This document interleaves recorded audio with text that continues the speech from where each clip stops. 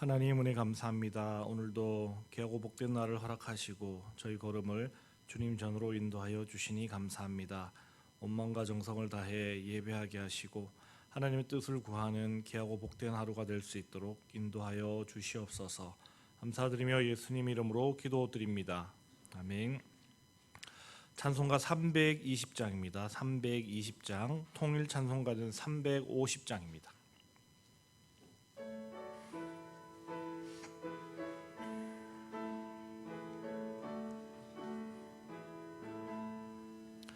나의 죄를 정케 하사 주의 일꾼 삼으신 구세주의 넓은 사랑 항상 찬송합니다.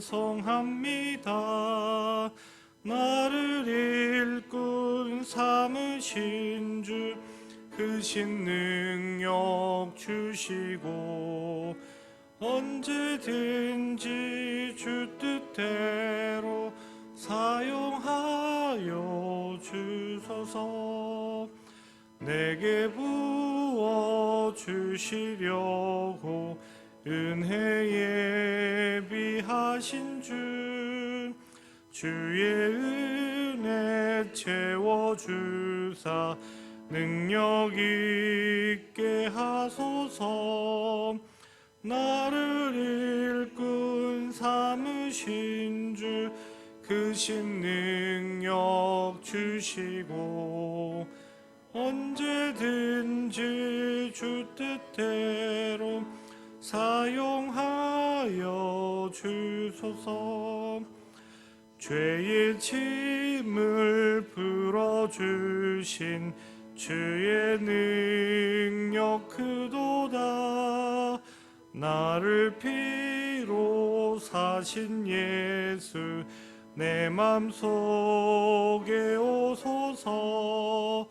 나를 일꾼 삼으신 주 크신 능력 주시고 언제든지 주 뜻대로 사용하여 주소서. 주여 내게 성령으로 충만하게 채우사 생명수가 강물처럼 흐르게 하옵소서. 나를 일꾼 삼으신 주 크신 능력 주시고 언제든지 주 뜻대로 사용하여 주소서. 아멘.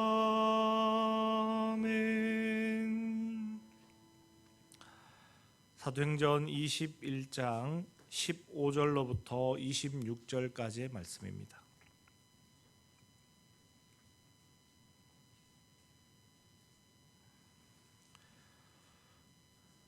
사도행전 21장 15절로부터 26절까지의 말씀 교독하시겠습니다. 이 여러 날 후에 여장을 꾸려 예루살렘으로 올라갈새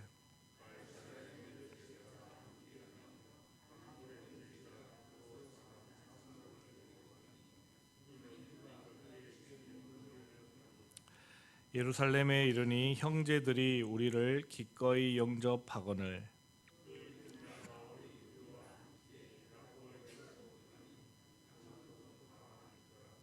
바울이 문안하고 하나님이 자기의 사역으로 말미암아 이방 가운데서 하신 일을 낱낱이 말하니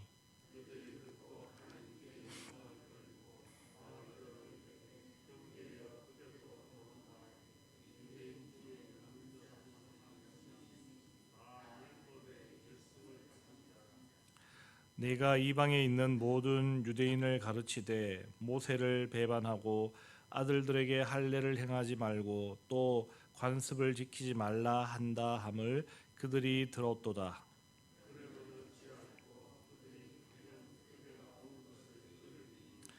우리가 말하는 이대로 하라. 서원한 네 사람이 우리에게 있으니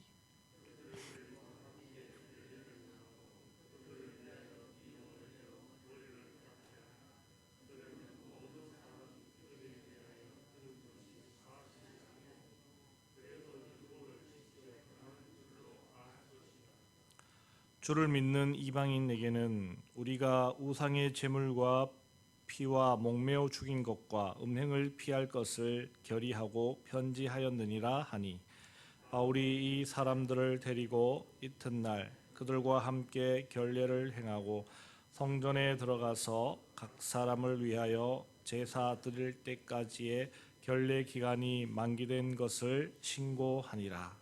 아멘. 사도 바울의 3차 전도 여행은 안디옥을 출발하여 크게 에베소, 드로아, 밀레도, 가이사랴를 거쳐 예루살렘에 이르기까지 총 5년여의 시간과 또 5,000km에 달하는 그러한 거리를 이동하며 복음을 전하는 그러한 여행이었습니다. 주로 회당을 다니며 디아스포라 유대인들에게 복음을 전하고 또 헬라 이방인들에게도 복음을 전하였습니다. 유대인들이나 헬라 이방인이나 그 중에는 믿는 사람들도 있었고 믿지 않는 사람들도 있고 더 나아가서는 핍박하는 사람들까지 다양한 사람들이 있었습니다. 그럼에도 불구하고 복음은 계속해서 힘차게 전파되어 갔습니다. 그런 중 바울의 3차 전도 여행의 최종 목적지는 예루살렘이었습니다. 고린도 교회에서 거둔 연보, 즉 구제 헌금을 야고보가 섬기고 있는 예루살렘 교회에 전달하여야 했고, 또 전도 여행을 하며 바울 자신에게 생겨난 이 오해들을 풀기 위해 바울은 예루살렘으로 갈 수밖에 없었습니다. 그러나 결코 바울이 예루살렘에 가는 문제는 단순한 문제가 아니었습니다. 예루살렘에서 기다리고 있는 것이 바울을 향한 고난과 결박이라는 것을 여러 경우를 통해, 여러 사람의 예언을 통해 이미 듣고 그 자신도 알고 있는 사항이었기 때문입니다. 그래서 바울은 예루살렘에 가면 자신이 어떻게 될 것이라는 것을 이미 다 알고 있으면서도 예루살렘을 향해 가는 것을 망설이지 않고 있는 것입니다. 우리는 이 모습을 통해 예수님을 연상해 볼 수 있습니다. 예수님께서도 예루살렘에 가시면 자신을 기다리고 있는 것이 무엇인지 다 아셨습니다. 그것은 고난과 죽음이라는 그 사실을 다 아시면서도 담담하게 그 자신에게 주어진 사명을 다 하시기 위해 예루살렘으로 가셨던 것처럼 바울도 마찬가지로 예루살렘에서 자기를 기다리고 있는 것이 무엇인지 다 알면서도 그 복음 사역을 위해 예루살렘에 가기를 지체하지 않고 있는 모습입니다. 오늘 말씀은 바울 일행이 예루살렘에 입성한 내용에서 시작됩니다. 바울은 오늘 예루살렘 입성에서도 그렇지만 전도 여행 중에 7명 가량의 그러한 여러 제자들과 함께 전도 여행을 다녔음을 우리는 알 수 있습니다. 거기에는 어떤 다른 특별한 이유가 있다기보다는 이 안전상의 문제로, 치안의 문제로 그렇게 한 것으로 우리는 볼 수 있습니다.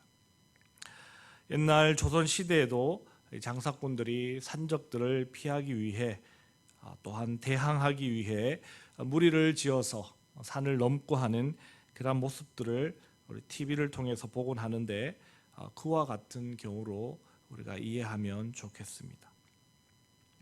그렇게 예루살렘에 도착한 바울 일행을 야고보와 장로들이 반갑게 맞아 주었습니다. 그리고 바울은 그들에게 지난 5년여 기간 동안 있었던 선교 활동에 관한 보고의 시간을 가집니다. 일종의 선교 보고 시간을 가진 것입니다. 바울은 그 보고 시간을 통해 자신은 전혀 나타내지 않고 있습니다. 19절 말씀과 같이 모든 것이 하나님께서 하신 일이라고 그렇게 고백하는 것을 우리는 볼 수 있습니다. 그러나 여러분, 그 일들은 이 바울이 아니었다면 아마도 할 수 없을 그러한 일들이었을 것입니다. 지금을 봐도 그렇습니다. 아무나가 선교사가 될 수 없고, 또 선교사라고 해도 다 같은 선교사일 수 없습니다.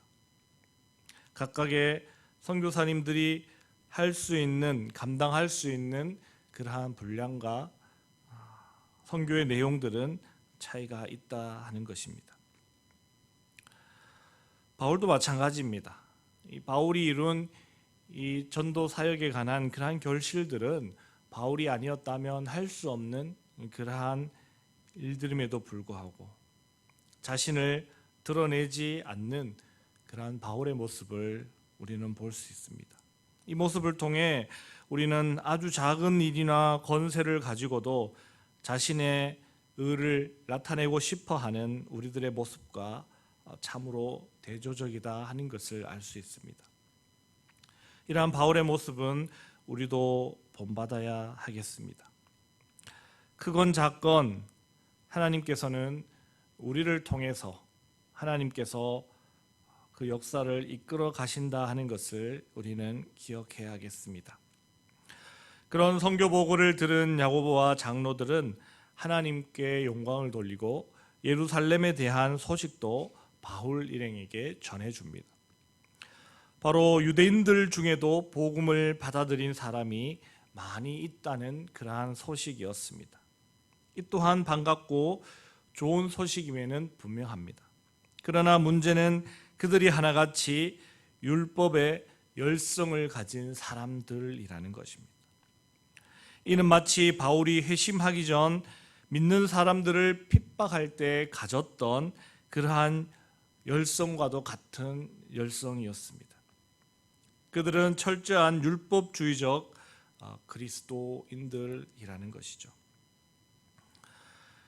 그들에게 바울은 배신자와 같은 그러한 입장이 되어버렸습니다.